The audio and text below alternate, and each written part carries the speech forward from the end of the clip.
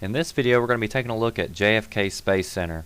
If you take a look at the map, what we're going to try to do is take a transport and rifleman to Yankee, and we're going to have a rifleman secure Zulu, and we're going to walk immediately to Foxtrot after he secures Zulu. And with our first deployment, we're going to spawn riflemen and walk them to Whiskey to secure Whiskey. So I'm going to start off with a transport and rifleman and a rifleman. And this strategy seems to work good for any mode that you're playing, whether it be 1v1, 2v2, or 4v4.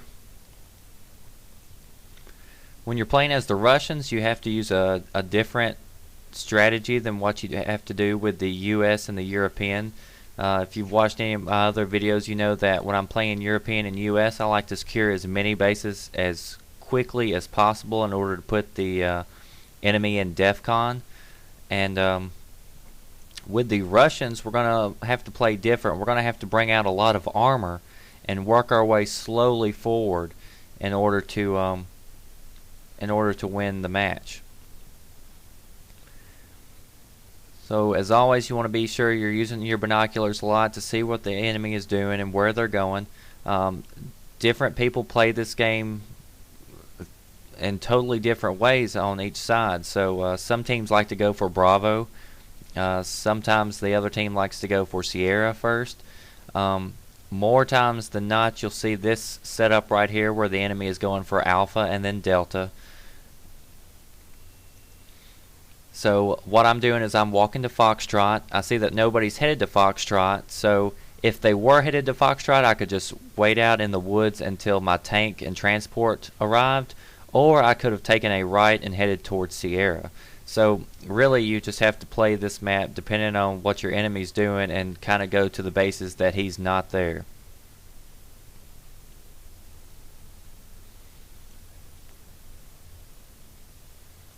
So I'm just going to keep on deploying more transports, more artillery, tanks, more armor, because that is Russia's strength, is their armor and their ability to fight and to hold up. Now he's got some artillery pounding me pretty hard at Foxtrot, and I've got tanks and transports left over here. I don't want them to be taken out, so I've got a gunship now in the air to try to go find that artillery.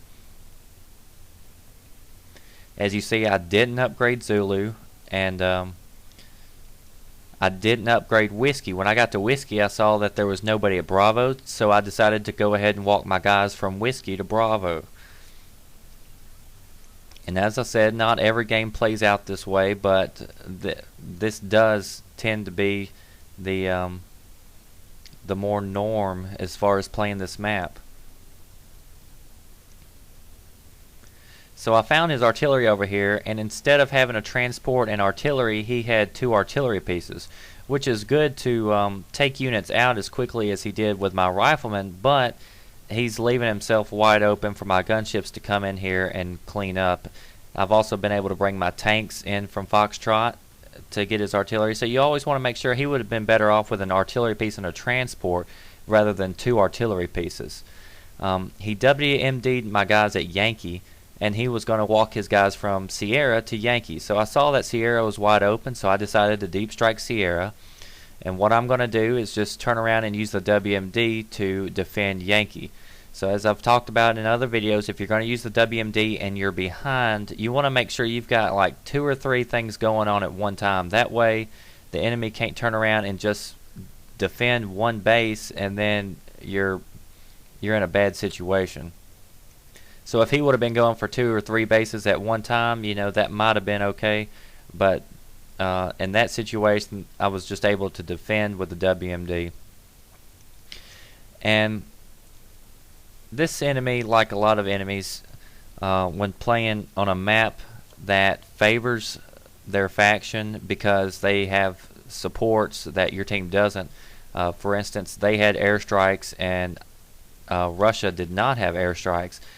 He tended to substitute airstrikes in place of actual units on the ground. For instance, he airstriked my guys at the beginning of the game at Foxtrot twice. So that's 8 points right there that he used, and he still didn't kill off my guys at Foxtrot. They had a little bit of life left in them, and they were able to secure the base. So instead of using 8 points to not even defeat a unit, he could have called in 2 tanks, which would have easily taken out my guys at Foxtrot, and also they would have stuck around a lot longer than 1 second and got more than probably 1 unit down.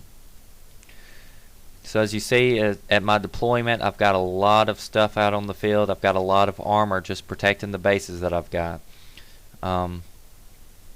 So with Russia, I'm using more armor instead of men, and with the Europeans and the US, I like to use more men.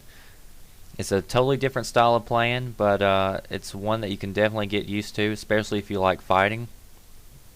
And another thing I want to talk about is after the action screen. Accomplished. The battle space is ours. So much American blood spilled is a good feeling.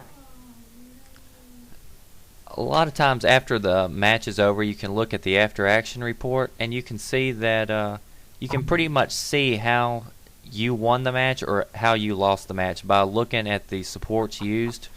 For instance, I had a lot more units defeated, but I ended up winning the game because I was focused on capturing uplinks and grabbing them. As you see there, my enemy used 6 airstrikes, which cost 6 times 4 is 24 points when he could have been bringing out a lot of armor, which would have put up a lot better fight.